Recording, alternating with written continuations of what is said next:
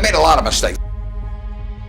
The biggest mistake, well, not the biggest, necessarily the biggest, but buying Berkshire Hathaway itself was a mistake because Berkshire was a lousy textile business. And I bought it very cheap. I'd been taught by Ben Graham to buy things on a quantitative basis. Look around for things that are cheap. And that I was taught that, we'll say in 1949 or 50. It made a big impression on me. So I went around looking for what I call used cigar butts of stocks. And the cigar butt approach to buying stocks is that you walk down the street and you're looking around for cigar butts and you find this, on the street, this terrible looking, soggy, ugly looking cigar.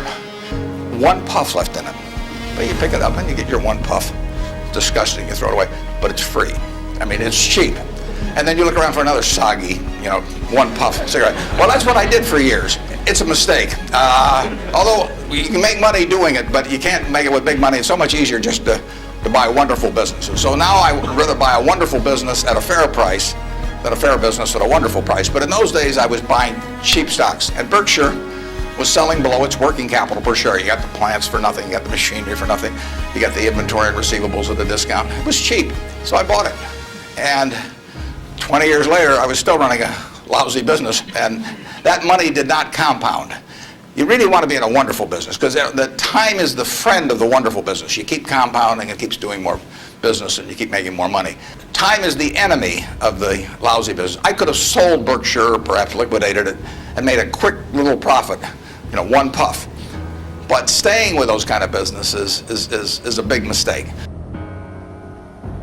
Biggest mistakes I've made by far are mistakes of omission and not commission.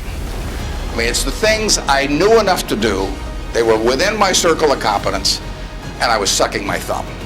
And that is really, those are the ones that hurt. They don't show up anyplace.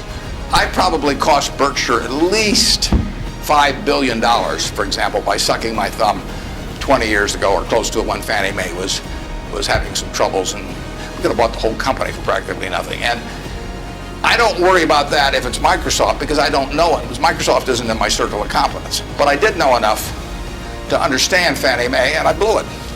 And that never shows up under conventional accounting. But I know the cost of it. I passed it up. And those are the big, big mistakes. And I've had plenty of them. Unless I tell you about them in the annual report, and I resist the temptation sometimes, unless I tell you about them in the annual report, you're not going to know it because it doesn't show up under conventional accounting. Big opportunities in life have to be seized. We don't do very many things, but when we get the chance to do something that's right and big, we've got to do it. And even to do it in a small scale is just as big a mistake almost as not doing it at all. I mean, you really got to grab them when they come.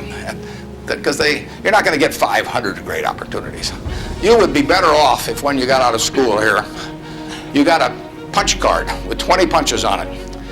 And every financial decision you made, you used up a punch. You'd get very rich because you'd think through very hard each one. I mean, you went to a cocktail party and somebody talked about a company, you didn't even understand what they did or couldn't pronounce the name, but they'd made some money last week and another one like it. You wouldn't buy it if you only had 20 punches on that card. There's a temptation to dabble, particularly during bull markets. In stocks, it's so easy. It's easier now than ever because you can do it online. Just you click it in and maybe it goes up a point and you get excited about that and you buy another one the next day and so on.